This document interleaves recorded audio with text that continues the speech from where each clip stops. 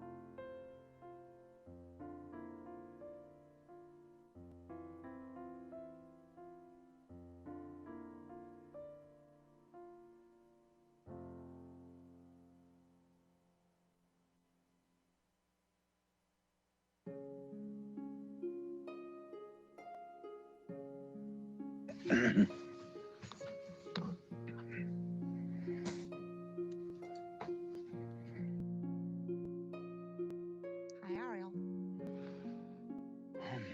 I'm just waiting for the committee to log in. Okay.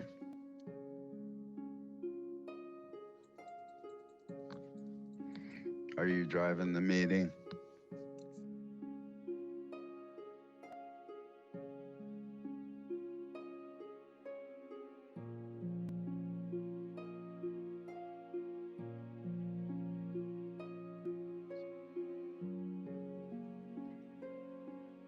Oh, I'm getting a call from Councilmember Gutierrez. I'm going to mute myself. Remember, we all can be heard. I got an invalid ID number when I first tried.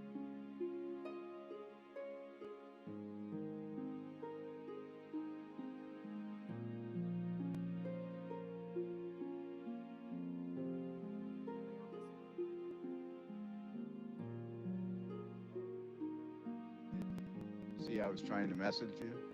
Nicole, could you send a new invitation to Councilmember Chair Oscar Gutierrez? You don't need us, Chair Gutierrez. All right, I thought you sent it to me, Sarah. I apologize.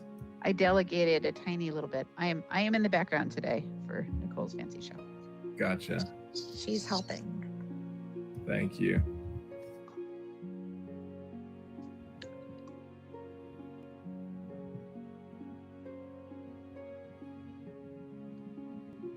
How are you, Nicole? I'm good. How are you, Oscar? I'm all right.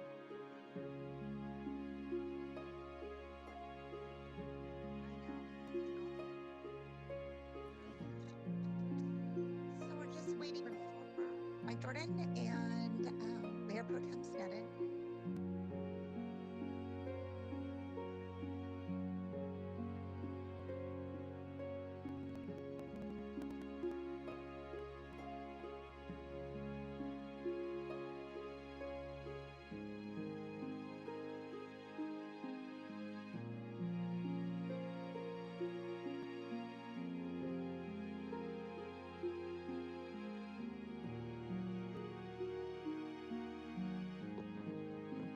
And is Tavis on there?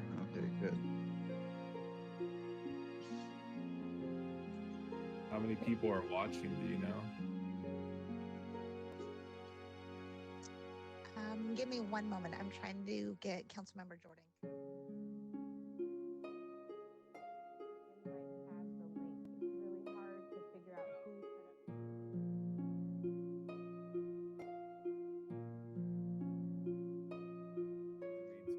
Yeah, It's we go really to our hard. calendar and then.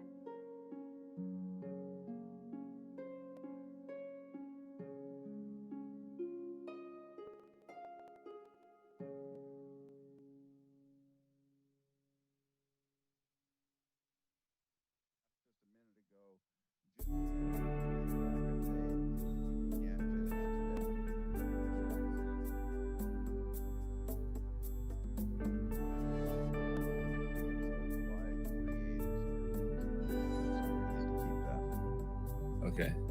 And Renee Bruck is on the line, and she's the person I spoke with.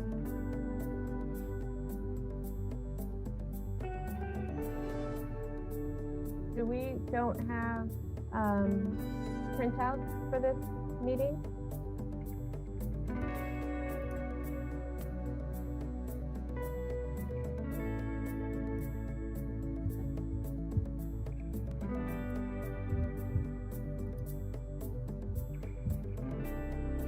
Did we have the PowerPoint for this meeting? Is there-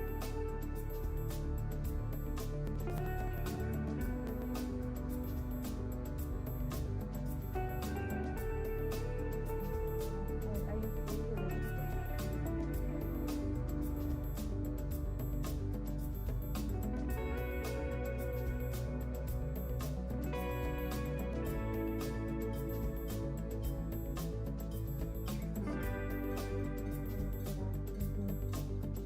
Kristen, I put a copy of the PowerPoint.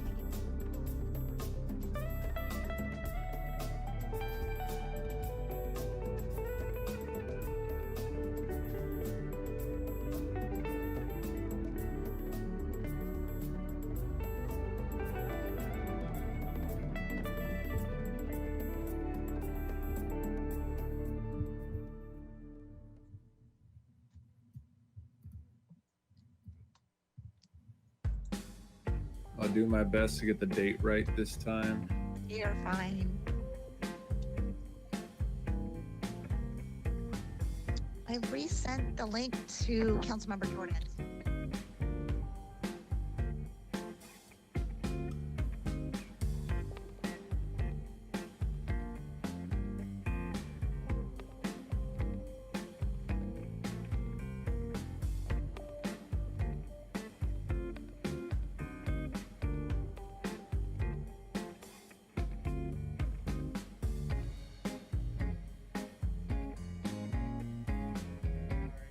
Found it, couldn't find it, lost it again, found it. It's okay. So I just want to confirm with Ms. Gorman that we can start the broadcast if we haven't already. The broadcast is now starting. All attendees are in listen-only mode. Okay, Chair Okay. Gutierrez, good to go. Thank you. I'd like to call this June 23rd, 2020 meeting of the Santa Barbara Ordinance Committee to order. Ms. Clerk, may we have a roll call, please? Councilmember Mike Jordan, Here. Mayor Pro Tem Sneddon, Here. Chair Oscar Gutierrez. Present. Okay, Please today, let the minutes reflect that everyone's present. yes. The subject today is amendments to the Santa Barbara Municipal Code, Chapter 30.150 for average unit size density incentive program amendments focused on the central business district. Recommendation that the Ordinance Committee review and recommend to City Council proposed amendments to the Santa Barbara Municipal Code, Chapter 30.150 average unit size density incentive program in order to facilitate construction of more housing within the central business district and aid in downtown economic recovery. Thank you.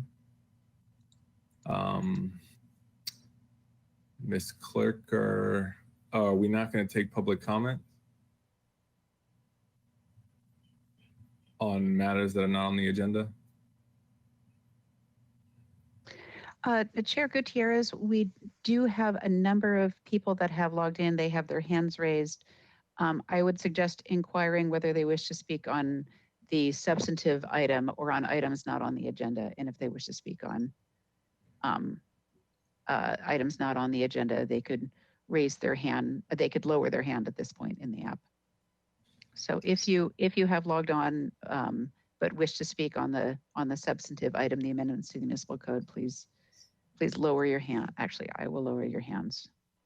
Okay, please raise your hand within the app if you want to talk on anything other than the substantive item. We do have one couple public speakers that do wish to speak in general public comment. Chair Gutierrez. Thank you. I'd like to first apologize for the delay. We were in a closed session that went longer than expected, so I apologize for that and appreciate your patience.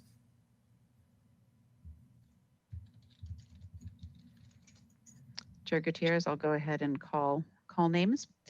We have Deborah Schwartz, Kent Epperson, Roseanne Crawford, and Sheila Lodge. Deborah Schwartz,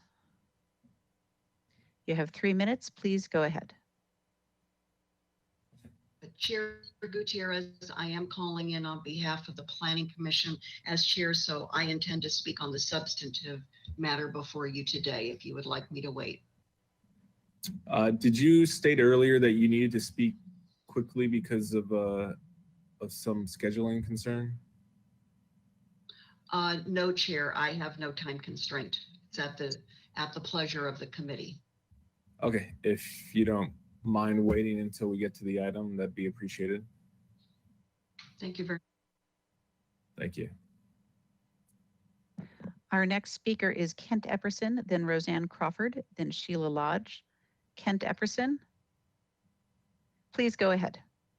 Thank you, Mr. Chair and members of the Ordinance Committee. My name is Kent Epperson and I'm with 5G Free Santa Barbara. And I wanted to address the Ordinance Committee today to report in that your city attorney has promised to send 5G Free Santa Barbara a copy of the draft telecommunications ordinance as soon as it's released for public input. And your city attorney has also agreed to meet with 5G Free Santa Barbara to go over the ordinance line by line to discuss our recommendations to ensure that the ordinance is as protective as possible. We have asked for at least 2 weeks to review the ordinance before meeting with the city attorney to give us adequate time to digest the draft document. We've also asked that there be additional time built in to allow for follow-up meetings with us to discuss the draft revisions as needed. We'll be looking at residential, school, and hospital zone exclusions, increased setback requirements, stronger insurance provisions, the ability for the city to regulate the power to the small cell wireless facilities, and to exercise its right and responsibility to regulate the operations of these facilities, including requiring fuse breakers to be installed on all facilities that limit the power output of these facilities. We'll also be asking for shot clocks to be removed to allow for the time for public hearings and a decision appeal process. We are confident that an ordinance can be crafted that is both protective and legally defensible. But we don't want to do this in a vacuum. Let's learn from what other cities have done and apply those lessons to our Santa Barbara community. We look forward to working with you and your staff in the coming weeks. Thank you. Thank you. Our next speaker is Roseanne Crawford, then Sheila Lodge.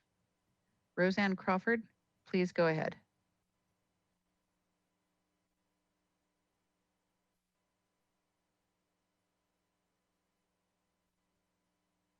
Roseanne Crawford, you can unmute yourself and go ahead.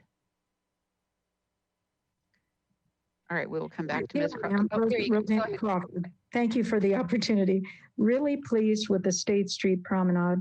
As expected, there continues to be improvements with circulation and public health and safety. Recently, the Santa Barbara County Health Order defined their criteria of what was required in public spaces. The State Street Promenade is a wonderful place and opportunity for community to enjoy and keep moving forward. My concern is with the warmer weather and larger crowds, people have become more lax about social distancing. Distancing of 6 feet is difficult to maintain in crowd situations. Some discount masks entirely when outside. Masks are effective in preventing spread.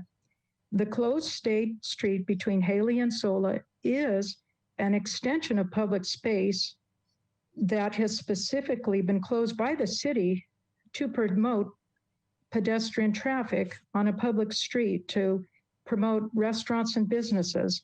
This should be a mask required zone with the exception of the seated diners. I hope the council will consider incorporating this policy, possibly adding it to the ambassador's duties in educating crowds so that we don't have to resort to fines or a possible shutdown or setback. Thank you for your time. Thank you. Our next speaker is Sheila Lodge, then Cassandra Ensberg. Sheila Lodge, please go ahead. Thank you. I thought I'd lowered my hand. I want to speak on the substantive part of this meeting. Okay, we'll come back to you. And Cassandra Ensberg has lowered her hand. Chair Gutierrez, that is all the public comment on items not on the agenda. Thank you, Madam Clerk. Would you please read our first agenda item?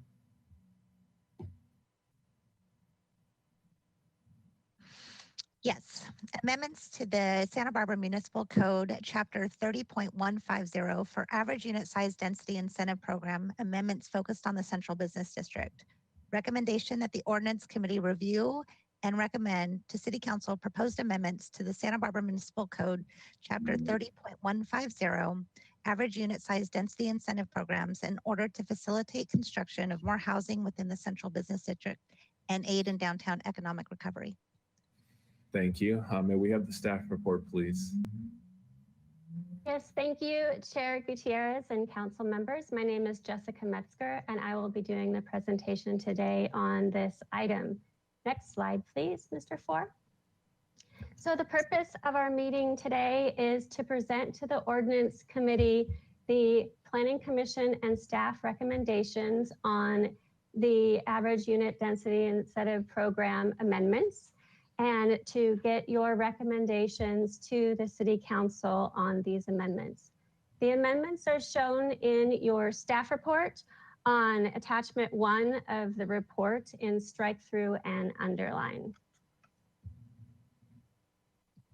On April 28th, the City Council reviewed the 2019 amendment package that was voted on for all of the AUD program, as shown in attachment 2 on your report, and really looked at, slide 3, please, Matt, and really looked at expediting the Central Business District focus, looking at prioritizing downtown amendments to facilitate an economic recovery and to expedite construction of new housing in the Central Business District. Next slide, please. The amendment components that were called out of our larger 2019 package have to do with density, building height, open yard, parking, and the trial period. The Planning Commission, as your Land Use Advisory Board, reviewed these amendments on the 4th of June. And yesterday you were sent a memo with the adopted minutes from that meeting to replace the draft minutes that were in your report. Next slide, please.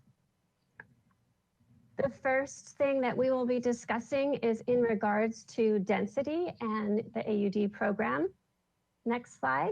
So the proposed density changes are to add high density with the priority housing overlay in the core of the Central Business District. The Central Business District is really a great place to have additional housing due to its proximity to jobs. Also, the location of all of the active transportation networks, the bicycle lanes and the pedestrian environment that we have downtown, and the recreational opportunities that we also have. We've had quite a few studies of our downtown in recent years, including one from Kaiser Marston that looked at the current densities of downtown, which is medium high, and saw that after review, the feasibility of a developer doing any development in that area would be infeasible because of the high land costs in the downtown area. In addition, last year, we received recommendations from Cosmot on how to facilitate a better mixed retail environment in our downtown. And their recommendations were also to bring more people downtown, living in the downtown area, to create more vital environments for us, to facilitate the infill of housing and having more of those live work spaces that are becoming more and more common, even before COVID had happened. And then also just renewing the downtown and having more activity on the street by having people living downtown. And then finally, incentivizing the reuse of the vacant commercial and office spaces. Their studies show that we are actually over commercial, too much commercial square footage in our downtown. And so this is the perfect opportunity to take some of those properties and change them to a residential use. Next slide, please. So this is the entire AUD program map. And if you look at the map, the orange color is the medium high density with a density of 27 units per acre.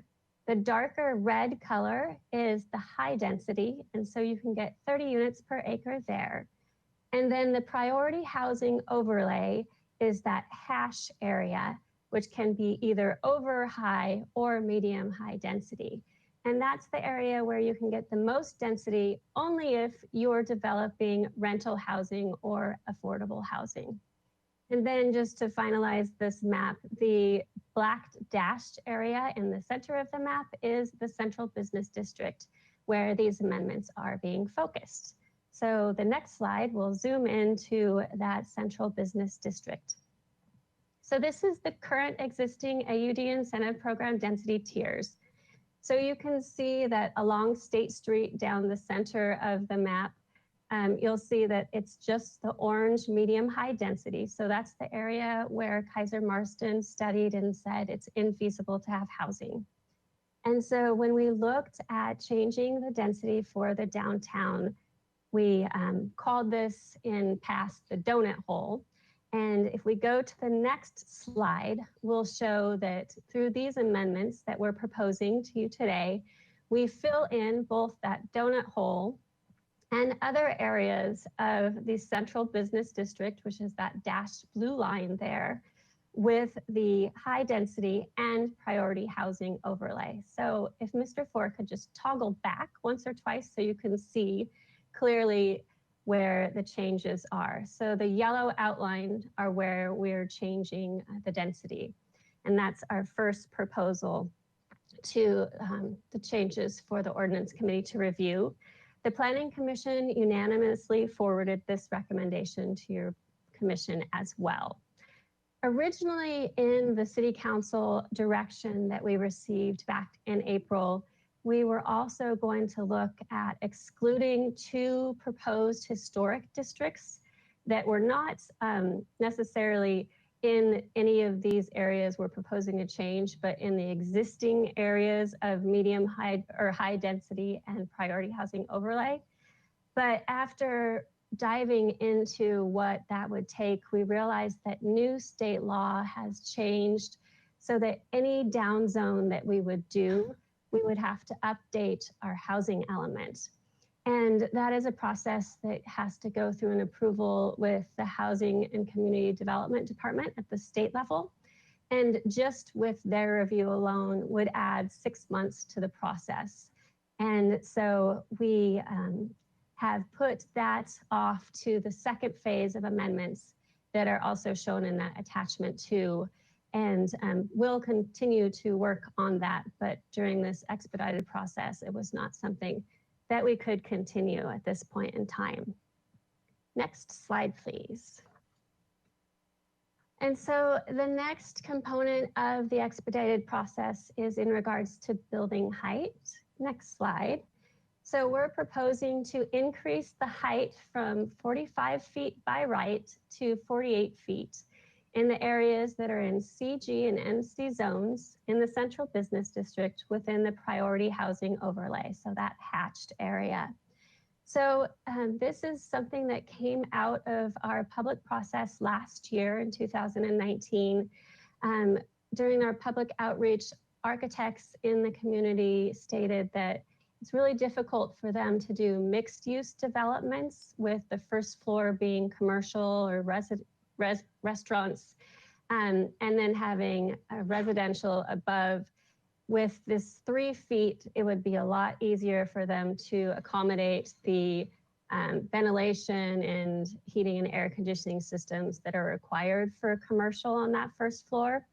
And in addition, with the smaller units that we hope to get through the AUD program, this would give them a little more livability by having higher ceilings. And so the Planning Commission looked at this as well and voted to move it forward 6 out of 7 of the members. So it's also important to note when talking about building height in Santa Barbara that currently our charter allows you to go up to 60 feet in height, if you apply to the Planning Commission to make certain findings. So you have to be either an affordable housing project or a rental housing project. And then the Planning Commission has to make additional findings in regards to your project that speak to its architectural style and its suitability with the neighborhood. So that's something that is currently allowed, and we actually have a project in for that request through the Planning Commission right now at a concept review off of State Street. And so next slide shows the map of where this area would be. So that's the central business district, again, with the solid line.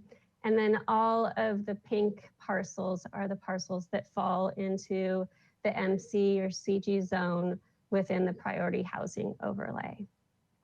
Next slide. And then the next component is in regards to the open yard.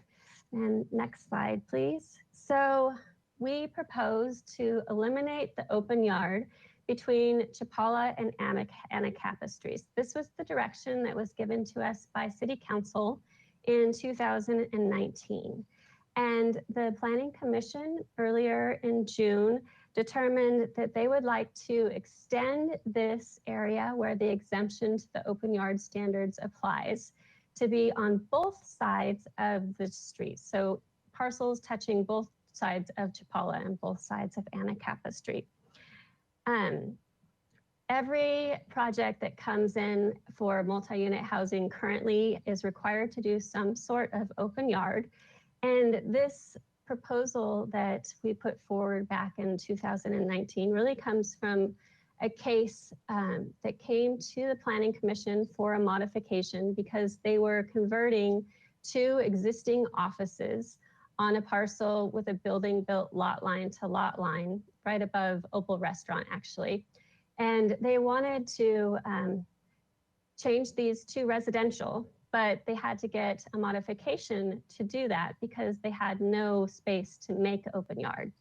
They had even looked at possibly doing some sort of rooftop open yard area, but then it would compromise the historic integrity of the building. And so after this went through the Planning Commission process, many of the planning commissioners said that they thought it was a standard that shouldn't be required in areas where you build from parcel line to parcel line, or existing buildings are from parcel line to parcel line. So we felt that it was important to move that forward, and City Council agreed in 2019. And we are in favor of the extension of the area that the Planning Commission recommended earlier this month. But it's important to note that when they made this recommendation to us, and maybe we can go to the next slide to show the actual area. So the next slide shows the map of where this open yard exemption would be. So if you have the parcels on each side of Anacapa Street, but someone comes in to do an assemblage of parcels to do a larger project, if they have the front one touching Anacapa, but don't have the ones on mid-block, would we want to include the entire project in this exemption or not? And so we're looking for the Ordinance Committee's recommendation on this, because if we don't want to look at assemblages like this, and if they should all get the exemption, if they're merging parcels, then maybe it needs to go back to the center line. And then just to note that some of the planning commissioners had also put forward a vote that wasn't carried, but to move the boundary to the center lines of Santa Barbara and De La Vina. So we would like your direction on that. And then the next slide, I'll hand over to Rob Dayton, and he'll discuss our parking changes. Thank you. Mr. Chair and Ordinance Committee members, thank you. The next one is the parking, and you will recall seeing this as an in lieu fee. An in lieu fee is where you provide a fee for any parking you do not want to provide. Parking and housing and feasibility costs are really important in this discussion. The picture on the right shows a very expensive parking podium that has to be built under the wood frame material. You can make that out. And so the less parking that the developer pays for on site, the more feasible the project becomes financially, and the cost of housing units, construction per housing unit goes down. So it's a key incentive for production. The Planning Commission decided that they wanted to move away from the in lieu fee, and so they proposed a parking maximum. Right now, the ordinance requires a parking minimum of 1 space per unit and no guest parking. The way a parking maximum works is it flips it upside down and says the maximum you can provide is 1 space per unit, and you can provide all the way down to 0 spaces per unit. This gives in the view of the Planning Commission, the flexibility for the developer to decide the right amount of parking for them. They were discouraging the use of an in lieu fee because they felt the incentive to get the housing was more important than the fee, and by reducing it to no fee, they felt like they would get more housing proposals. Next slide. The other part of parking is the unbundling of parking. Right now, the municipal code requires that all parking spaces be assigned to residential units and may remain available for all occupants. What unbundling does is it decouples the parking from the housing costs so that tenants can actually choose to pay for the parking that they wish to pay for. So for example, if it's not unbundled, a unit you see on the right, a unit with parking may cost $2,800. With it unbundled, then you have a $2,500 cost for that apartment. This is an example, and maybe $300 for the space. Then the tenant can, as they move downtown, and decide, well, maybe that cost of that parking is just not worth me having a car, and I can get around just fine. And it becomes a transition for that resident to possibly shed a car, and then that parking be used for other purposes. So I'll be available for questions, and I'll hand it over to Ms. Mexner. Thank you, Mr. Biggs. Yeah, and just to let you know, for those 2 parking amendments, the Planning Commission voted on both of those on 6-1. So the next amendment is in regards to our trial period of the AUD program. And this is just to give you a background of what exists currently in code. So the trial period ends with the development of 250 units in the high and priority housing overlay, or at the date of August 31st, 2021, whichever comes first. Currently, we are at 185 units, and we anticipate that we will reach that 250 unit mark by the fall of this year. Next slide. And so the purpose of the trial period was to evaluate the program and make adjustments as needed. And I know that there's been quite a few adjustments in the last years on the program, so it has been effective there. When the Planning Commission was looking at this expedited process, they really wanted to look closely at anything that could be chilling development in the downtown area, as shown early on the slide goals for the expedited process. And they felt strongly that having any reference to the trial period would not help with furthering development of housing in the central business district. So they have recommended, and it is forwarded to you in your attachment 1 ordinance, that the trial period be eliminated entirely from the AUD program. Next slide. And then the Planning Commission also weighed in on a part of the ordinance before the actual development standards. It's the findings and recommendations. So this is section 1 of the draft ordinance that you have before you. And this section of the ordinance was created in conjunction with our city attorneys and the HCD at the state level. It goes back to looking at making sure we honor the intent of doing those down zones of the potential historic districts in the central business district area later this year when we process the other amendments, and also the review of taking the priority housing overlay off of Milpas. So if we want to do any sort of down zone of those areas, we need to have the ability to have a pocket of the units that we're upzoning now today. So there's no net loss of the density that the city has that would put us at odds with state law. So these findings in section 1 were written with the help of HCD to kind of making sure to bank those units. So it doesn't make it that we have to do those down zones in the future. Just make sure that if that happens, there's the option to use this density we're changing now to offset that. And the Planning Commission felt that it was out of the scope of looking at the downtown amendment specifically because it was calling out other areas of the city. And they recommended removal of section 1 of the draft ordinance. And staff is recommending, as I said, that it be retained. And I just want to give the city attorney the opportunity to fill anything else on that that I might not have missed, or I might have missed. Thank you, Ms. Metzger. Chair Gutierrez, council members, I think Ms. Metzger did a really good job of explaining that. I just wanted to point out that, as you know, with the recent legislation under the Housing Crisis Act, we are not allowed to downzone or reduce density unless we concurrently, and the statute uses the word concurrently, increase density so that we have no net loss.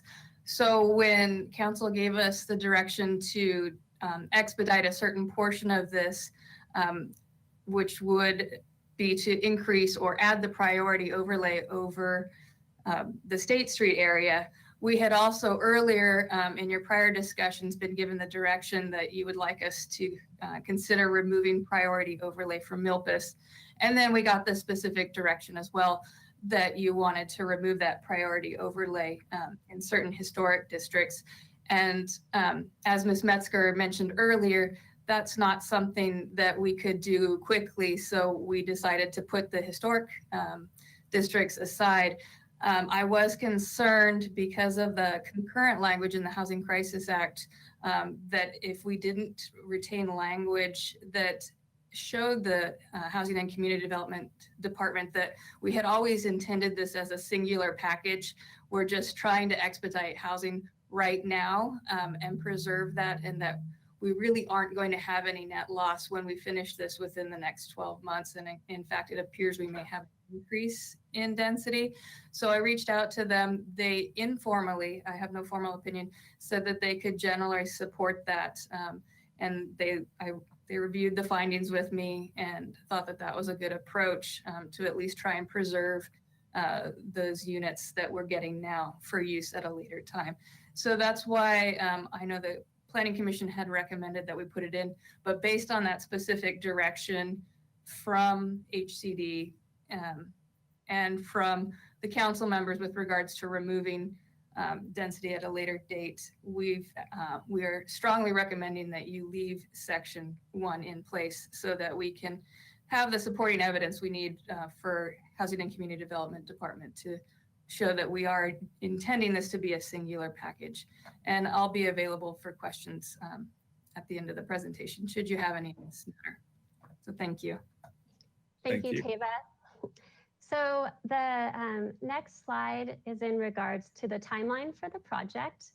And so we're here before you today on June 23rd, and then we have committed to go back to City Council on July 28th for adoption of the ordinance amendments as you direct today. And then our second reading would be August 4th. And then due to state law, there's 30 days before any ordinances are enacted. So this could be in effect by September 3rd if we maintain this timeline, which we are confident we will. And then our next slide is just a brief reminder of everything else in the 2019 package that we're also actively working on, though not in an expedited manner yet.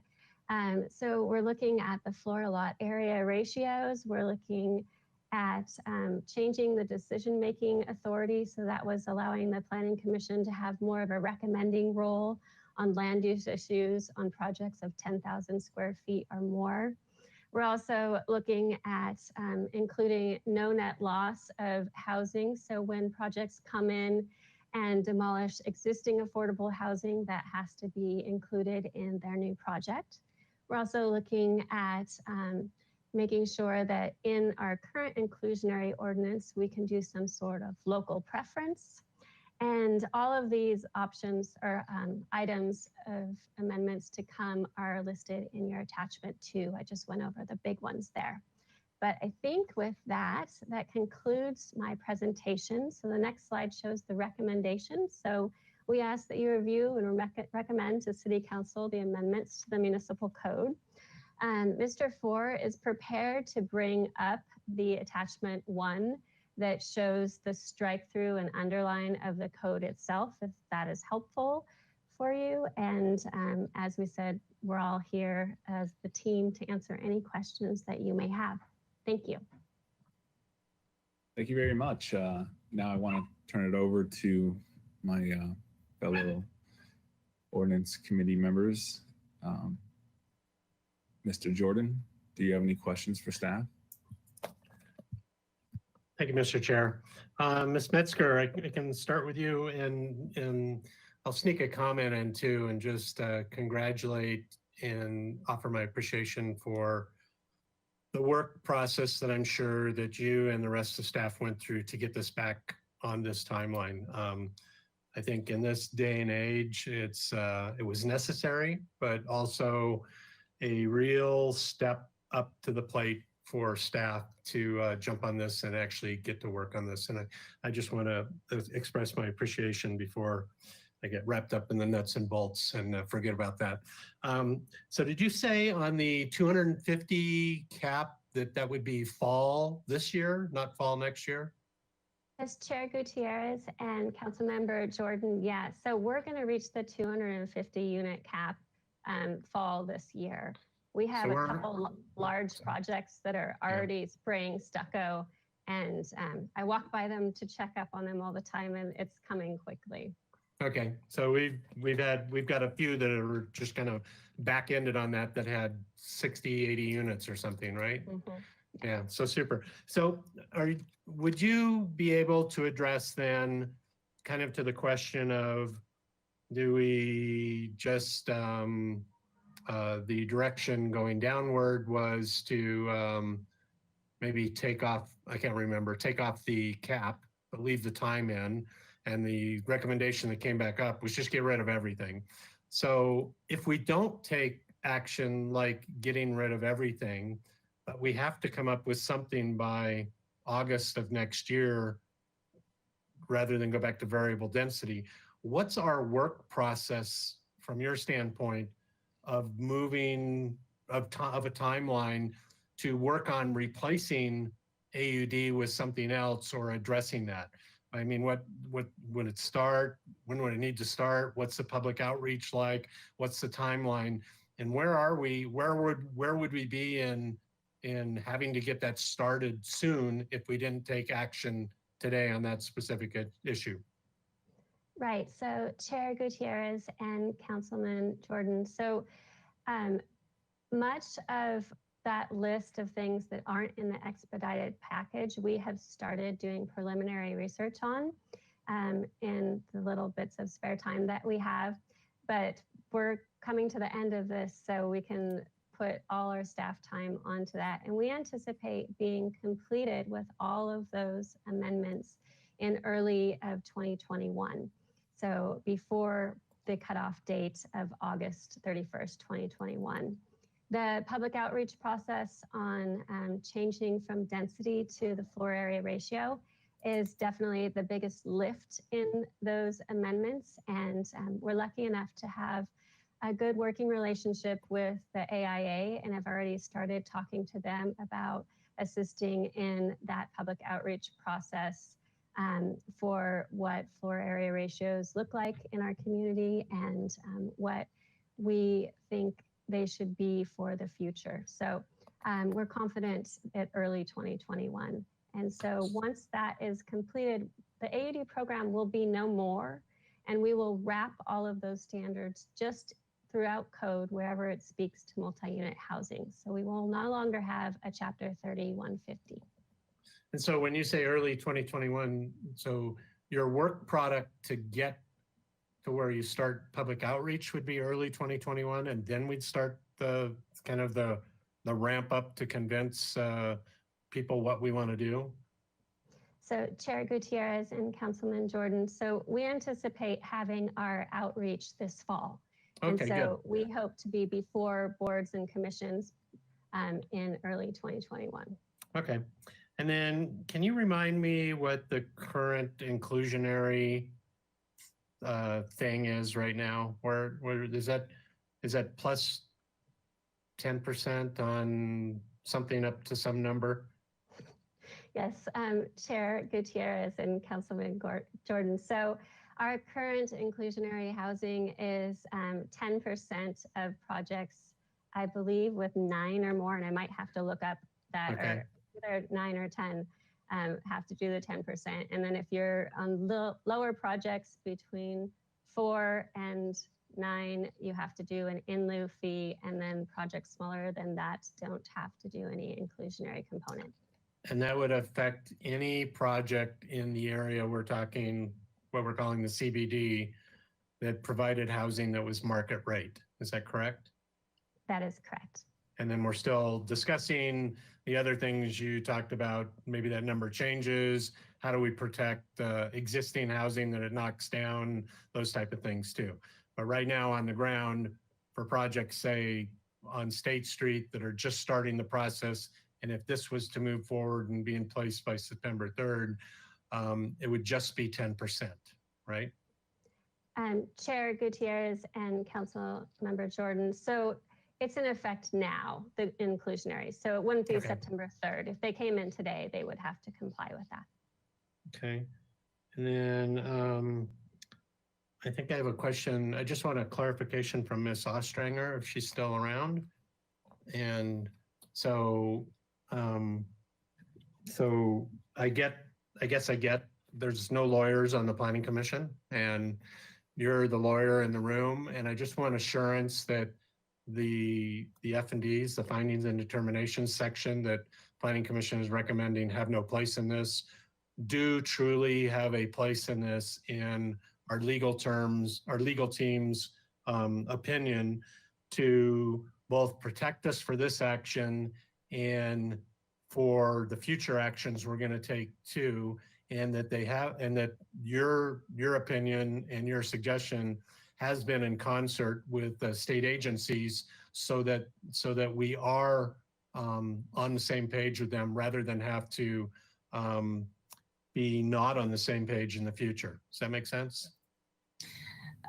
Chair Gutierrez, Councilmember Jordan, Councilmember said, yes, that's correct. While they wouldn't come right out and guarantee that, yes, that by placing these findings in there, they would find us compliant with Government Code 66300, they were supportive of it. And I feel that they really do understand what we're doing. It is my strong recommendation that you leave this in. I fear if we were to take it out, they may bring an argument that it is not concurrent and not allow us to reduce density in other areas, particularly Milpas and the historic districts. This is our boots, straps to tie us into the next phase, if you will. Okay, very good. Thanks. Then I have a question. Last question is for Mr. Dayton. So, so Rob, as you click, the long anticipated hope that we could move in the central business district to residential development without parking spaces, and leverage those developments to attract the type of people we want to, but also offer our parking spaces if need be, is the way I'm kind of reading what's suggested here. What's missing to me, and I don't know where we are or if we've given up on it, on what's being done to address overflow, that if that a family does need 2 cars, but they want to live downtown, or a landlord isn't going to vet 1 car versus 2 car versus 0 car families, and there is a need for another parking space. And are we still moving forward or not, or have we ever been moving forward on being able to address that, targeting specific developments for use of city parking structures, and in a way that is, I guess, I don't know, that a little more big city-ish, where it's not a 24-hour parking pass, but it's, you get to park there at 6 o'clock at night and you got to be out of there at 7:30 in the morning, kind of thing. So I know you know what we're talking about. So if you could talk a little bit about that and tell me where we're going in that way too. So, Mr. Chair and Councilmember Jordan, we did have some conversations with developers. I've been very curious as to what is the response we'll get to parking maximums from the development community. And I can tell you the development community is not interested at this time. Of the 6 or 7 people I've spoken with, they're not interested in providing 0 parking spaces. They think that they're going to need some. And that makes sense from other people. How many of my building can I really count on living downtown without a car? And there's going to be a transition period for many of us. So given that, I think that that's going to be the expectation. There's going to be some parking on site with these proposals. We've seen that with 2 proposals that have just gone forward, one in the 700 block at the Restoration Hardware site, and the other one in the 400 block with the Staples building. And then the other aspect of it that you bring up, Councilmember Jordan, is that 24/7 parking permit that council's authorizing in this budget at $250 per month as a beginning amount. We're not sure what the market rate is for a downtown parking space, so that is the challenge. What we want to not do is we don't want to assign a space to any given development. We want to leave it to be flexible, so if the future council wants to change the use of the parking system, they can. We believe there's about 100 of these permits right now with the given amount of parkers we have. That might change, as we have seen about a 1% reduction yearly in customer parking use of the facility. If that continues, we'll have more availability. And then we also expect that there will be a market created on other facilities. There are parking facilities downtown. The going rate downtown during the day is $150 per month. We anticipate that if a demand arises, happens for evening, that we'll see that. And then we're going to have a gate down policy 24/7. So if anybody wants to start using in the evening only, that will be at a lower rate. We haven't developed that rate with the council, but that would be theoretically we could have a lower rate and essentially incentivize them to leave during the day. It's not quite exactly what we're interested in terms of the living room experience for a dwelling, someone who dwells in downtown Santa Barbara, but it could be a good transition piece to add to the mix. And is there not a bigger role that with the public parking garages can play in the unbundling process, to where you are unbundling, but you're restricting the use of our parking space to nighttime hours only? Is that not feasible? Is that like 5 steps ahead of where we are right now? Mr. Chair and Councilmember Jordan, I think that is futuristic thinking. I think it's good to think about those things, and it is capable. I think what we want to be careful not to do is we don't want to prejudge what someone's going to do, but adjust as they need it. And that's what I've been hearing from these developers. They're concerned. Here's the big concern with the unbundling, and we were at one point talking about requiring it. Here's the big concern. What if I build parking and then because it costs, the residents don't want to pay monthly for it, which would be great because that means that they're it'll be great for Santa Barbara because that means they're experiencing downtown, their live, work, living room, which we're looking for. But it's bad for the developer because they've spent this money on this podium and then no one's running it. It's interesting what Peter Lewis is building over on Salsa Puedes and Coda has 4 spaces extra, and they can't get any of the tenants to rent them, even though they've lowered the price to $100 a month. So there is going to be this elasticity of parking, and I think we have the right temperature to start. But then annually, we'll be able to adjust, adaptively manage as we see how people are going to use this program. Is annually frequent enough? Yeah, I mean, yes, community development and downtown construction moves pretty snail paced. Okay, all right. Thank you, Mr. Chair. Thank you, Mr. Jordan. Mayor Pro Tem Sneddon. Thank you, Chair Gutierrez. So I guess I have a couple questions. I'll wait till after public comment too for more questions, but I have a specific interest in incentivizing the reuse of spaces, and I'm just hoping that staff could highlight for me which of these specifically eases reuse of space. So I'm imagining that the elimination of the open yard requirement, for instance, is one that's particularly tailored to reusing existing spaces. Or if you could enumerate for me what specifically on here is tailored toward that.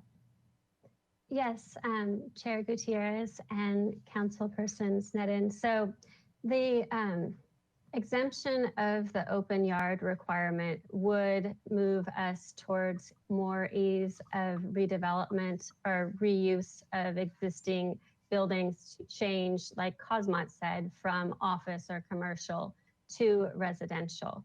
So that is definitely one, as well as parking. That case study I gave you on open yard with Opal, they were also in for a parking modification because they had no parking on site because the building was built to the lot line. So that would also be one.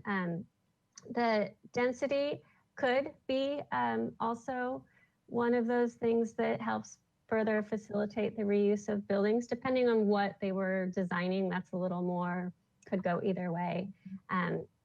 I would say that the building height is more directly related to new structures, not the reuse of old, but the projects that we've seen coming in on State Street, most recently 410 and 710, are also incorporating existing buildings into their projects. So that could be part of how they get it to pencil by maintaining the historic building on the top and in front of the project, and then getting that higher height in the back might help with their performance.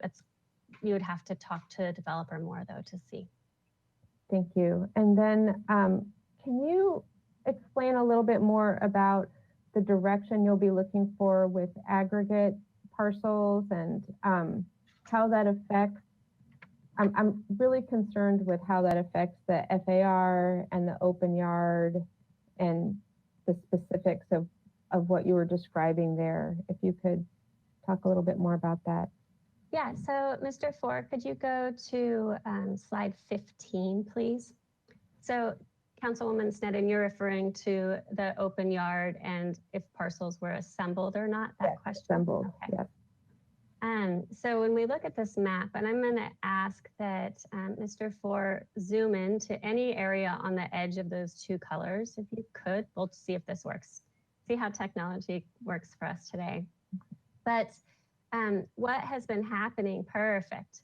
What has been happening is if you look on either of the edges of where we're proposing the exemption, so those front parcels would be getting the open yard exemption.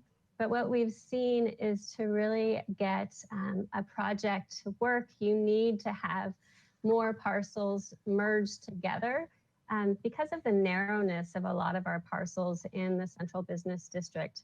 And so they might also be doing something to where they're taking those parcels in the mid block and including them with the front parcel to one parcel. And so after we looked at the Planning Commission's recommendation, we realized that we needed more direction on if it was an assemblage, would the Ordinance Committee like that to also get the exemption? Or if you'd prefer to move the exemption line itself to another area so that doesn't become an issue. And I'll see if anyone else on staff wants to further clarify that because it's something relatively new that came up. Okay. Could I, as a follow-up to that, so FAR is in the future. I'll just preface all of this by saying I'm very uneasy about separating all of this out because you pull on one thing and it adjusts the other. And frankly, there are many things that I just can't vote for if I don't have assurance that the other things are in place, which they won't be like they were in the full package. But so the FAR is one of those things. So if we're talking FAR block by block, is that something that's in discussion? And then would that not affect then the assemblage of parcels and how much open space is required? Do those not, or I don't want to lead it, how are those two related? If one goes before the other, what are the impacts of that? So Chair Gutierrez and Councilmember Sneddon, so the open yard requirement is a requirement for all multi-unit housing across the city. And it does not have any direct correlation to the FAR at this point in time in our conceptual review of what the FAR would be.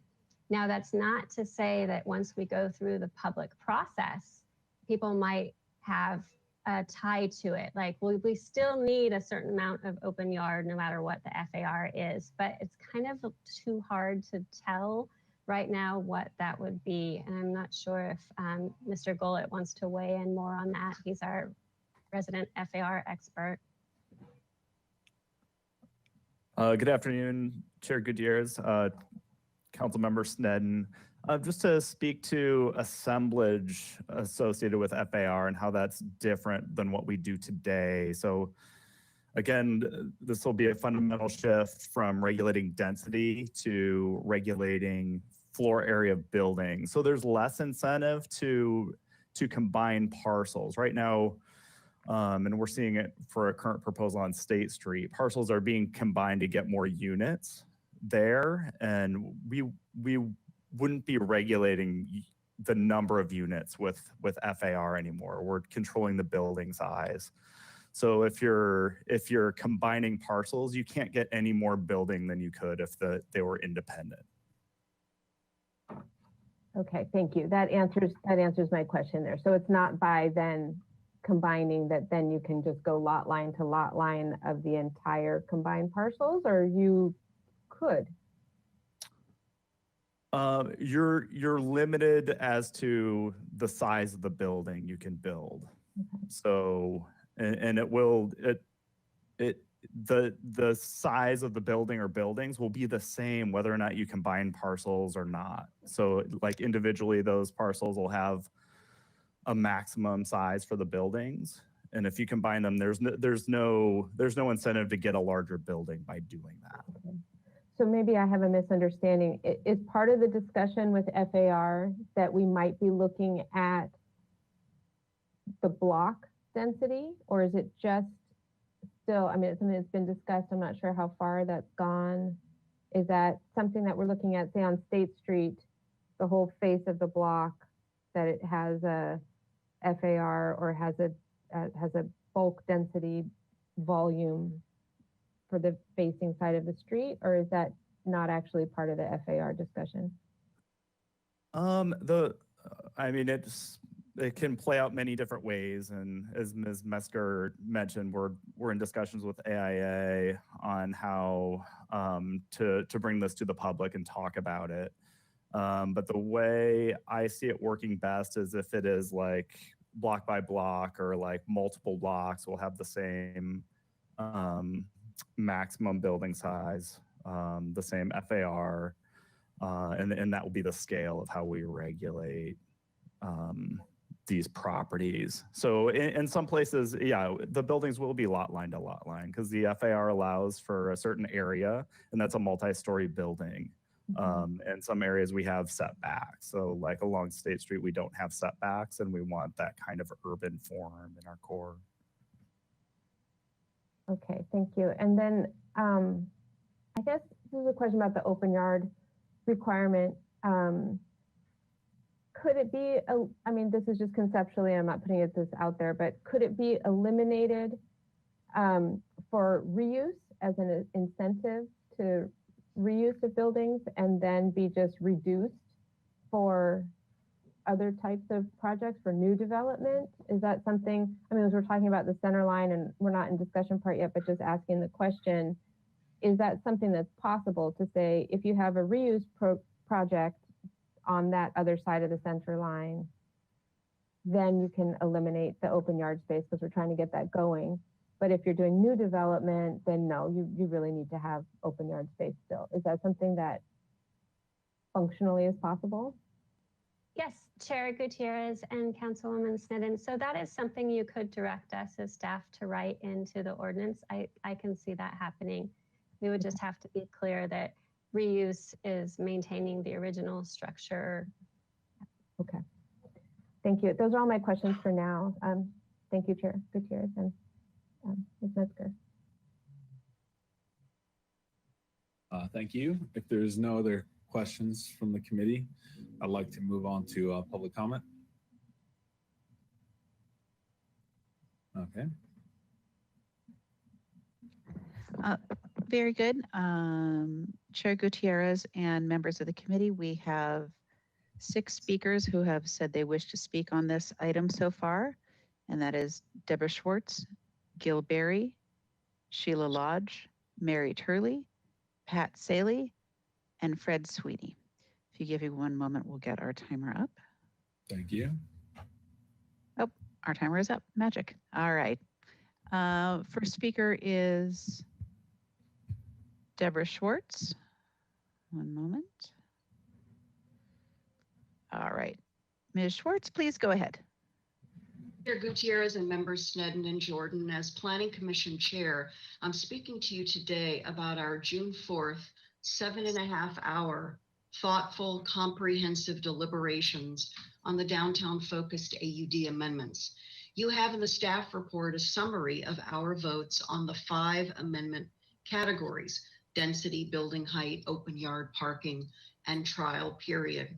The document labeled as Section 1, Findings and Determinations, is not part of the existing ordinance, as you now know, but rather a newly created document from the City Attorney's Office and not yet vetted by the current council, the public, and was not on our commission's agenda for review on June 4th as it relates to potential future AUD amendments that will be taken up in early 2021. So as such, our commission voted 6-1 to set this document aside.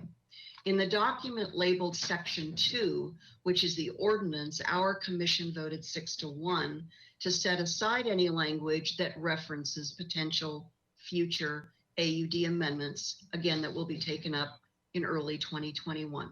The density amendment passed 7-0.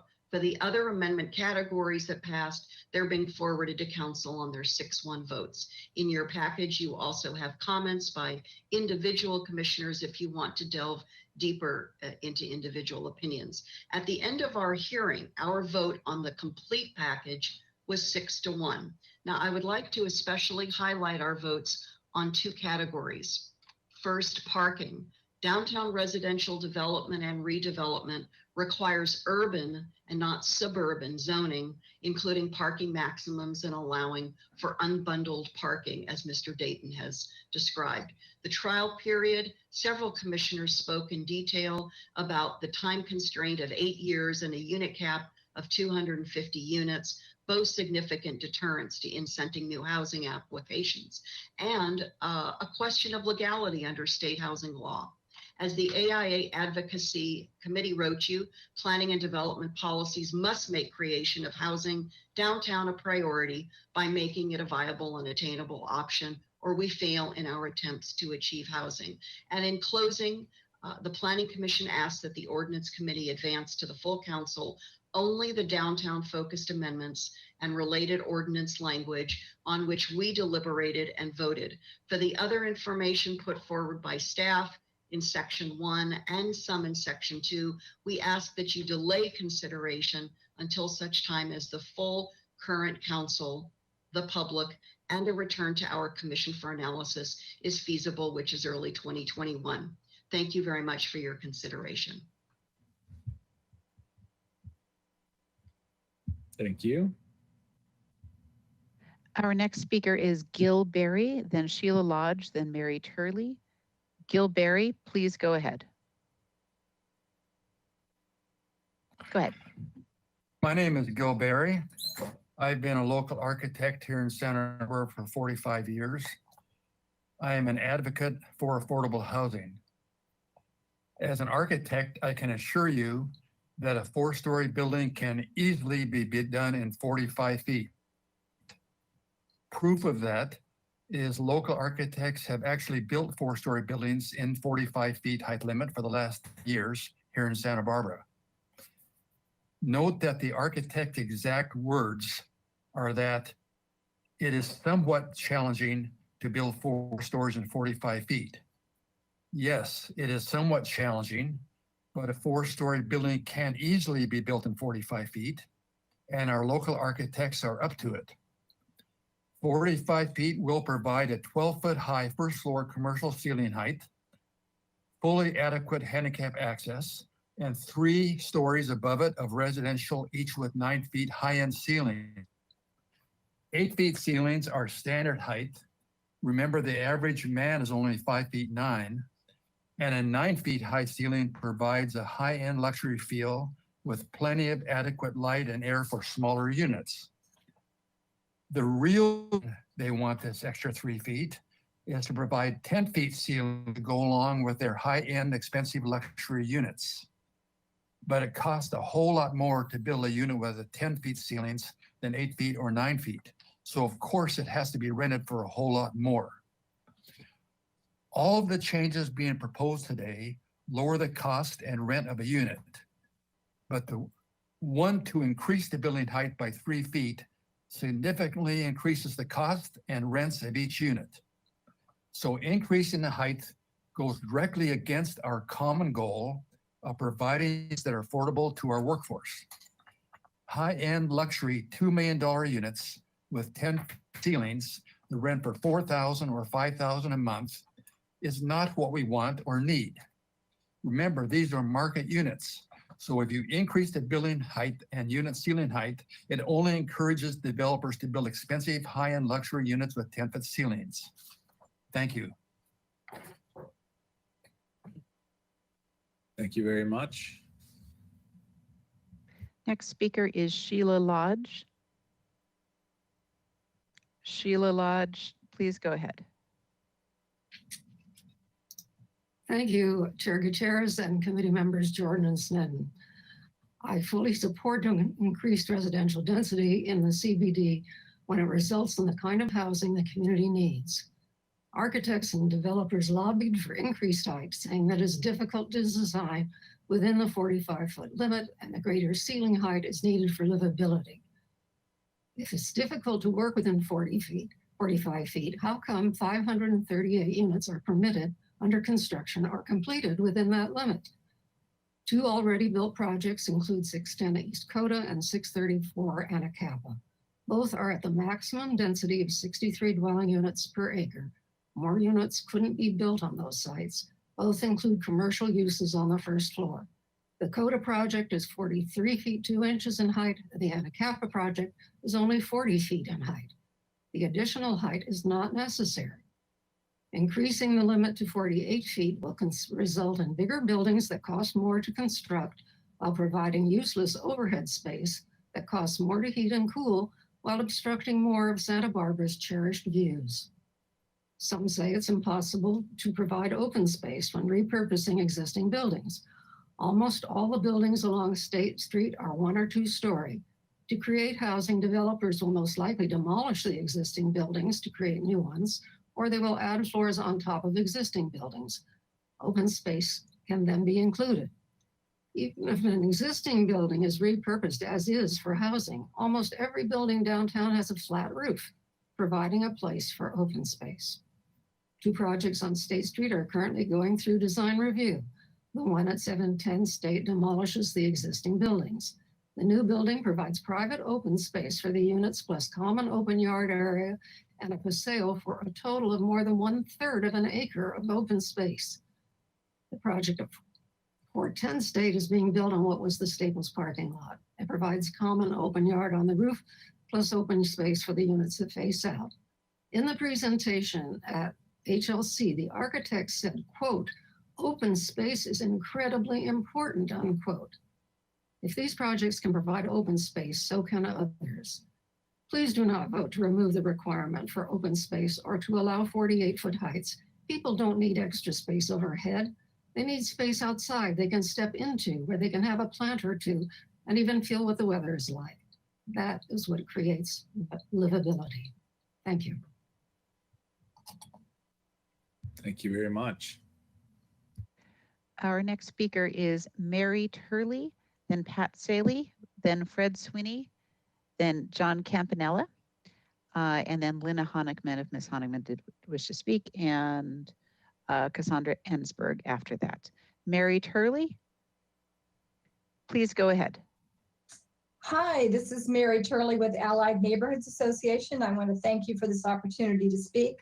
Allied has been engaged in the AUD ordinance from the beginning, and we'd like to provide the following summary comments from our more comprehensive letter.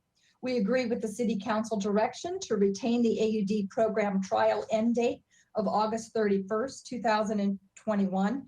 It's a central part of the compact with the community, which was the result of a number of years of community process, compromise, and needs to be retained.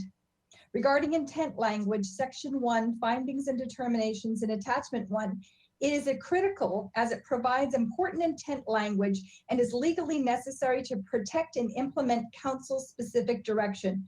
We support council direction to change density to the potential historic districts on Lower De La Vina and Castillo. Our historic resources are very important to our residents, contribute to the character and charm of our city, and are an important economic driver. Regarding 60 feet, which was mentioned, we were quite surprised to hear discussion at Planning Commission about building height of 60 feet and 60 feet by right, as it is not part of the council direction for this downtown focus package, nor the remainder of the full package amendments later this year. Our additional comments are that Allied supports unbundled parking. It provides flexibility for residents and property owners. We do not support an increase in the maximum building height.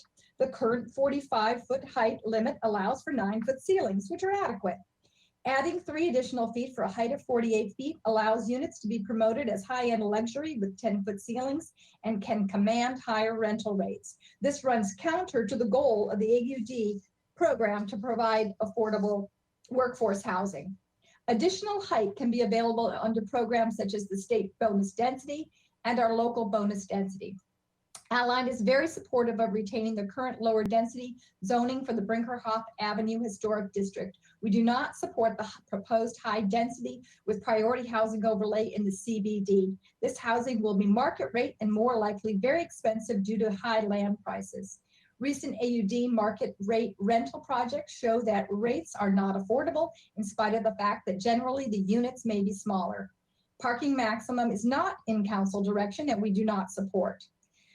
Regarding elimination of the open yard requirement in the CBD between Chapala and Anacapa, we think an open yard requirement is still very important and some common open yards should be required.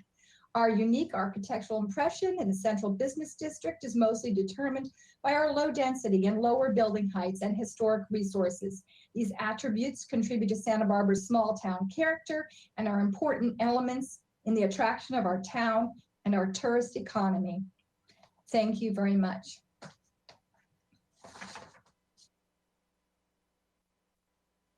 Next speaker is Pat Saley, then Fred Sweeney, John Campanella, Lynna Honigman, Cassandra Ensberg, and our last speaker is Richard Clausen. Pat Saley, please go ahead. Good afternoon. My name is Pat Saley. I live downtown and I'm very interested in this subject matter. I'd like to raise 3 points. First, about the rezonings in the CBD and elsewhere. I heartily agree with your staff that the reference to planned rezonings in the Milpas area and historic areas be incorporated into the findings section of the ordinance.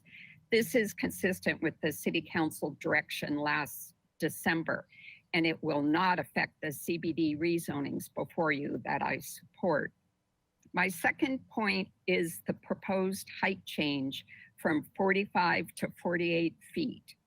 I don't believe this increase is necessary as there are provisions to allow an increase in building height for well-designed projects that truly meet community needs. There is no need to go up to 48 feet by right.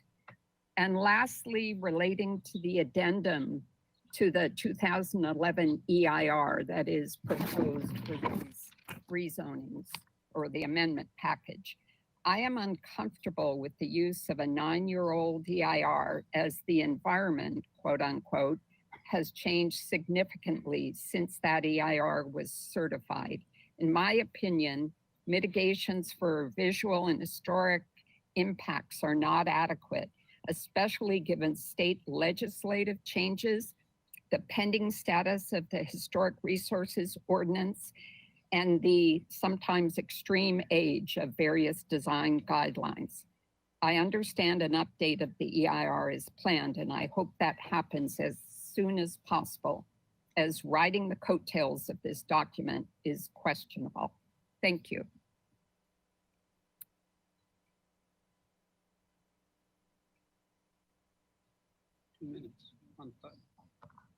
Mr. Chair, our next speaker is Fred Sweeney.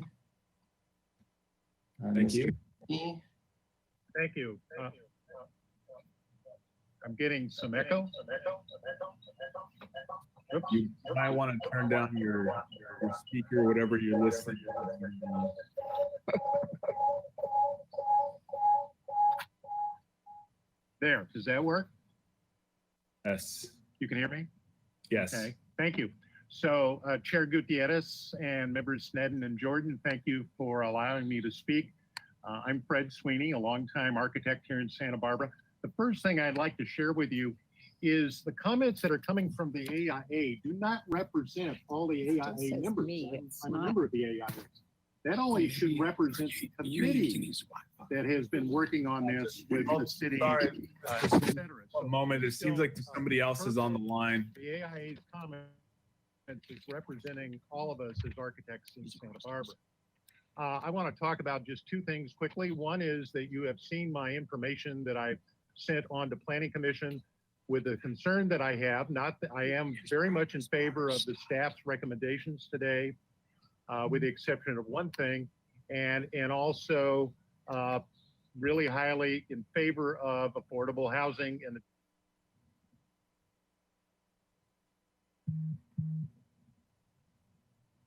conditions between those proposed units and the residential and one and 2-story elements of our city. It's that transition that I think will determine success or failure of our effort to insert denser units in the downtown corridor. The existing buildings that we have downtown hopefully will be reinvented into housing.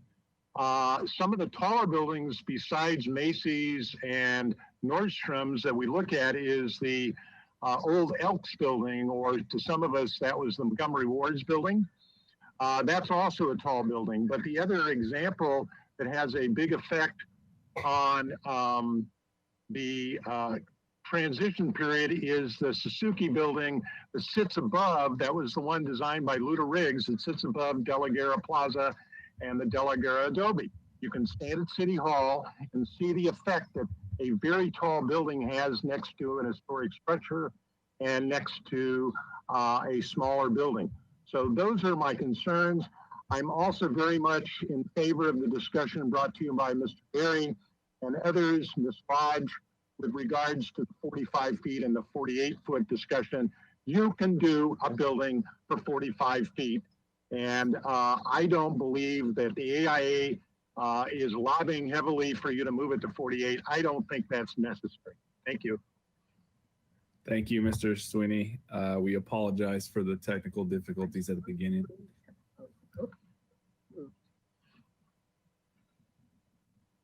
All right, Mr. Chair, I think we got that straightened out. Our next speaker is Fred Sweeney. Mr. Sweeney, you can go ahead.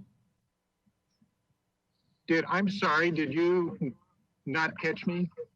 I think we're up to Mr. Campanella, Mr. Yeah, Floor. Mr. Sweeney just Oh, spoke. I'm sorry, yes, I'm sorry. Okay. Can I ask Mr. Sweeney though, because I think we missed a little middle portion where he said he was in favor of staff recommendations except for one. And I just want to clarify, is that one the height limit, or because it got garbled through there? If he's still on. No. Hello? Yes. Yeah, I'm sorry, Ms. Seddon, I didn't hear your question. Mr. Sweeney, the middle portion of your public comment got garbled. You said you were in favor of all staff recommendations except for one, and I just wanted to clarify that I'm sure I understand what the one was. Oh, yes, I'm sorry. It's the 48 feet. I think we can build buildings for 45 feet. I'm in total agreement, and don't allow the AIA committee to override your thinking. They don't represent all the architects in the city. Thank you. Thank you. Thank you.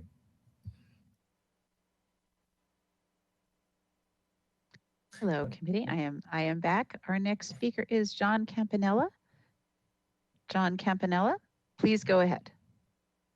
Thank you. This is not Fred Sweeney. This is John Campanella this time. Thank you very much for reviewing staff's and the Planning Commission's recommendations. I wholeheartedly support the Planning Commission recommendations, especially the recommendation to make the CBD amended program permanent. We have to give certainty to property owners downtown to start processing. I gave you some statistical information that showed in the last 2.5 years, there have been only 40 units submitted under the AUD priority program. We're aware of it. We file information with the state. They're aware of it. We need to encourage applications. Anything you can do based upon recommendations you heard either from AIA, Planning Commission, or others that could help in that regard should be embraced, because we have not been successful in the last several years. So I encourage you to listen to the suggestions. The exempt from open yard on either side of the street. There's a number of underutilized properties on the opposite sides of those two streets versus parking garages in Paseo Nuevo, primarily within those two blocks, where you really have to rely on repurposing buildings versus building ground up, which is what the intent really of the AUD program to begin with. So you have some opportunities on the opposite sides of the street, and you should see how you can accommodate those quickly so people get applications in. So termination of the program, I think, doesn't do anybody any good. I think it holds up applications, and you really should consider eliminating that as recommended. We spoke about conversations with the state. I don't know how the state would feel about a 250 unit cap or an expiration, okay? We're trying to get housing and we're trying to encourage applications. So I really urge you to do that. Repurposing, I totally agree with Commissioners, City Council Member Sneddon. We have to really take advantage of those. Otherwise, we really can't make headway in getting units downtown with constraints that exist. I would suggest, if we are really concerned about that, that as part of your recommendations to City Council, you include, let's now allow property owners to convert their commercial buildings to residential now. Let's not wait to see whether these buildings are big enough because they already exist. Other people have other uses for these buildings, whether it be hotels or other type commercial ventures. While these buildings are available, let's move forward and allow property owners to submit with some type of special consideration, converting their buildings now to housing. Thank you. Our next speaker is Linda Honickman, then Cassandra Ensberg, and then our final speaker is Richard Clausen. Linda Honickman, please go ahead. Thank you, Councilman Gutierrez, Jordan, and Sneddon. My name is Linda Honickman from Future Housing Communities, a new organization whose mission is to support an increase in housing stability and supportive, sustainable neighborhoods in the South County. We are happy that the timeline to review the AUD amendments has been moved up. I have previously voiced concerns about the inability of the AUD program to produce truly affordable housing for our workforce. Even with the addition of a 10% inclusionary requirement, these amendments do not seem to improve that prospect. We are hopeful that before the trial period is eliminated, the affordability issue can be more significantly addressed. One way to do that is the local preference issue, housing for either local residents or local workers. If you take a bird's eye view of where affordable units for all income levels can be located, and you try to imagine where another 3,000 to 5,000 units could be located within the city to accommodate updated RHNA numbers, the downtown area is the logical choice, especially for local workers and local residents. With allowable unit size of 900 square feet, even for studios, and no strong local preference aspect, we will not get much needed significant numbers of affordable units. Thank you.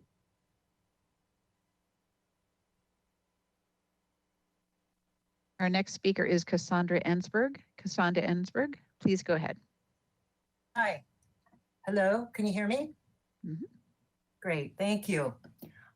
Good afternoon, Chair Oscar Gutierrez, Councilwoman Sneddon, and Councilman Jordan. Thank you for allowing me to speak today. My name is Cassandra Ensberg. I'm a Santa Barbara architect and artist for over 30 years. I'm also co-chair of the AIA Advocacy Committee. We have many hardworking team members on this committee, and but it is true, as Mr. Sweeney said, that not every single one of our members does agree with the work that we are doing. I'm here to highlight the AIA-SB letter regarding these critical AUD housing amendments for the downtown focus package. AIA-SB advocacy acknowledges and supports all the hard work of these amendments that Council and Planning Commission worked on last November, City Council on April 28th, and Planning Commission on June 4th, all with great work by city planning staff. We echo the remarks of thanks by Councilman Jordan. These amendments represent the key urban design principles, and we agree with the staff reports. We believe them to be necessary to incentivize and achieve the housing and vitality in the urban core that we so desperately need and that we have been working on together for years.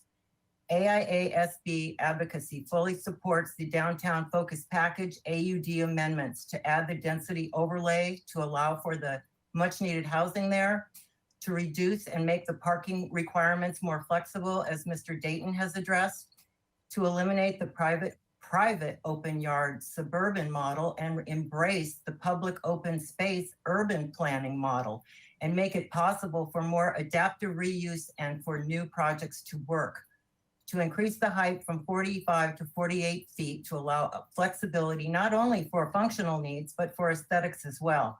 This is the 48-foot maximum, and again, helps to achieve for ventilation and lighting into these types of residential structures.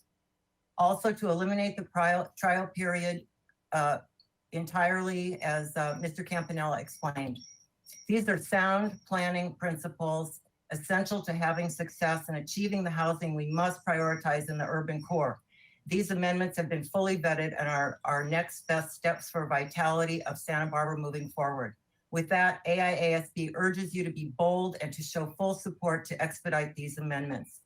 I'm out of time, but another time I would like to tell you about the AIA-SB design charrette that we're planning. We're involving much of the community as broad as possible and want to include all of you. Thank you very much and have a good day. Thank you. Our final speaker is Richard Clausen. Richard Clausen, please go ahead. Thank you very much, commissioners. Council members. As Commissioner Campanella said, I'm not Fred Sweeney either, but sometimes I want to grow up to be Fred Sweeney. I believe on the height limit that it should be kept at 45 feet. I mean, why do we need an extra 3 feet for higher ceilings in units that are really intended to be moderate income workforce housing? I think Ms. Metzger mentioned the word slightly more luxurious. I'm not sure that that's a great intent for the AUD program. And I think that truly good architects and designers can make good, livable spaces without the need for that extra 3 feet. Second, on parking, I think there should be required no less than 1 space for each unit. And here I refer back to that 7-hour joint planning commission city council meeting where Councilman Rouse said, and I'll paraphrase here, that downtown units are aimed at downtown workers, but those will largely be tourist and hospitality industry jobs not known for extravagant salaries. Most renters who can afford living downtown will need higher paying jobs that they find in Goleta or Carp or somewhere else, but not downtown, and they will need cars. So we know that the original AUD plan had unintended consequences. I only have to remind you of the slogan, affordable by design. We don't need, I'm sorry, please don't allow an underparked project to create additional unintended consequences. Require that there be parking. Third, keep the initial findings in the ordinance to reserve your right to change zoning on the Milpas corridor and the 2 proposed historic districts near Brinkerhoff. And finally, what's up with the Planning Commission and its micromanaging chair, deciding what the city council or what city areas are within the city council's purview in the creation of ordinances? I'm sorry, but her mother must be rolling over in her grave. Thank you very much.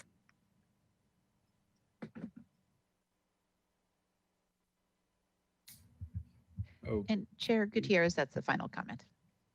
thank you. I now want to open it up to my fellow committee members to discuss and make a motion if they feel inclined. Mayor Pro Tem. Oh, thank you, Chair Gutierrez. I'm wondering, in the interest of time, if we feel we need more time for discussion, and we could close public comment, and this is not a suggestion, but an inquiry if others are interested in this. We could close public comment and then have our deliberative comments at a different meeting, or do we feel that this is enough time for deliberative comments? I see that City Attorney Kalan has come on. Would you like to say something? Chair Gutierrez, yes, thank you. Mayor Pro Tem Sneddon, Chair Gutierrez asked us yesterday to prepare for this, and Ms. Brooke is on the line. I think that the staff would be prepared to continue this until next Tuesday and still meet our July deadline to be back to the City Council. Thank you. So I don't, I'm not sure how others feel about that. If your comments are brief, or if you think we might need more time for deliberation. I mean, I'm ready to vote however I'm going to vote, unless we want to discuss it further. I'm open to waiting until next week if you all feel like you need the time to adequately address the issues that were brought up. Mr. Jordan, do you have a comment? I don't think we can adequately discuss in the next less than 30 minutes. So I'm happy to do it next week. One suggestion I would have for staff is, I think I have, it's either 7 or 8 key bullets on this list of things. And I think they're gonna have to be discussed and voted on one by one. And so if maybe a slide we would have to help us through that. I mean, I'm certain each one of those has a nuance or a give and take to be discussed, and I'd rather we not just go off on 7 or 8 items in a row and what I think is important, and 7 or 8 items in a row of what somebody else thinks is important, if we kind of just break it down into easy bites.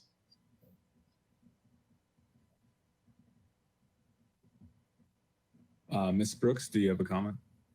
Thank you, Mr. Chair and committee members.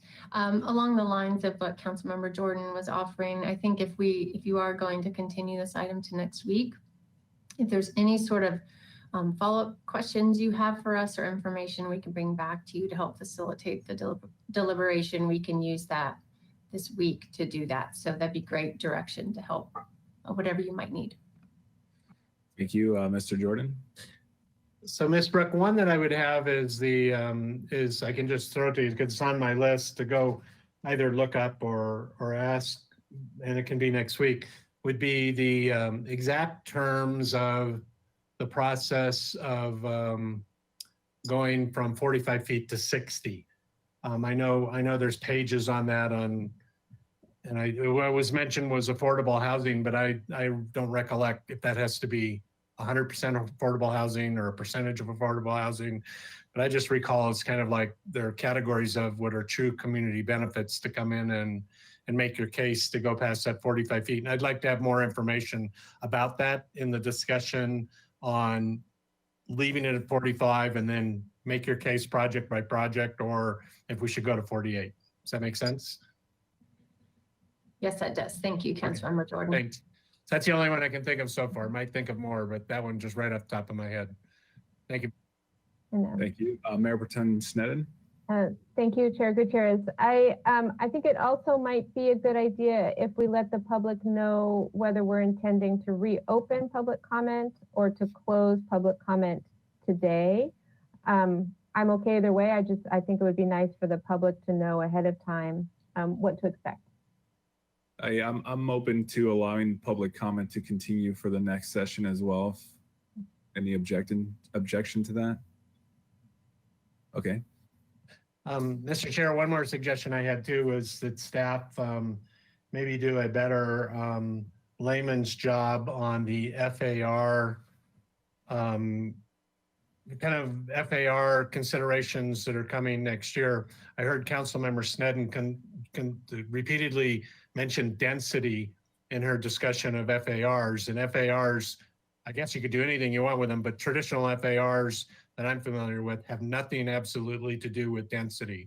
And so I'd like to make sure we're clear on that and maybe have staff talk about, exactly what a future FAR block would look like. So we get out of the density discussion and maybe are more clearer on what's coming start of the year to look at, so we don't get messed up in a density talk now and what sizes of buildings would look like.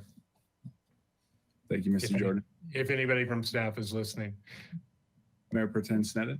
And I'm in agreement with that. I know I misused the term because I use it the way volume is described with density, and I don't mean it as units per space, but I will adjust my speaking about that. And I think I would also appreciate a little further discussion of that.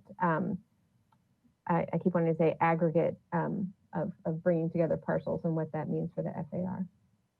Thank you. Thank you. So point of order, Mr. Colon, do we make a motion in order to postpone it, or do we just adjourn this meeting?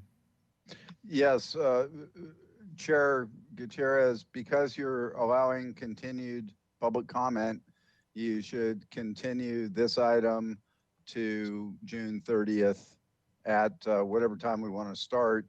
And it might be worth asking Ms. Brooke whether she thinks a 12:30 start time would do, or whether we need to begin earlier. Okay, thank you, Mr. Colon. Ms. Brooks, do we address that now? Sure, Mr. Chair and committee members. I believe staff can accommodate whatever you would prefer. I'm not sure, without having the council agenda ahead of me, if you have another closed session next week we need to take into account, or what you're, okay. So then I think typically your committee would start at 12, right? Or is it 12:30? 12? 12:30.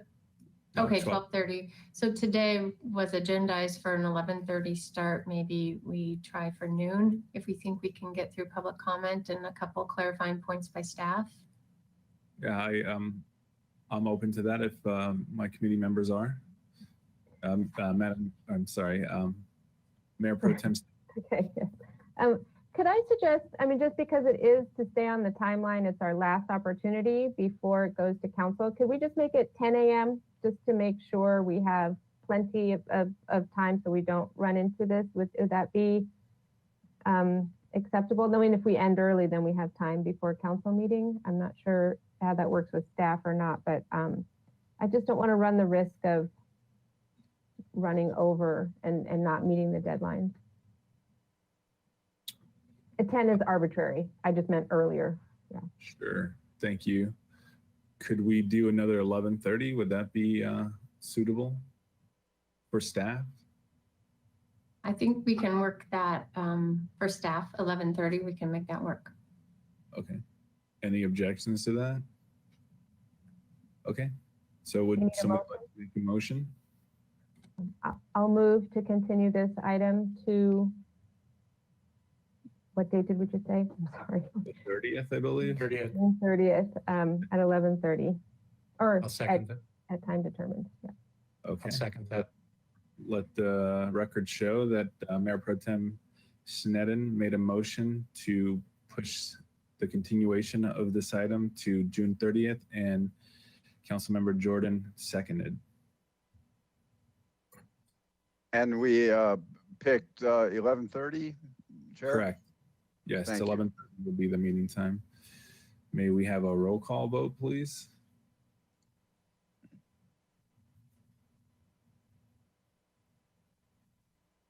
Councilmember Jordan, Aye. Mayor Pro Tem Sneddon, Yes. Chair Gutierrez. Aye. Thank you. Okay. Well, with that, I adjourn this meeting. Thank you very much.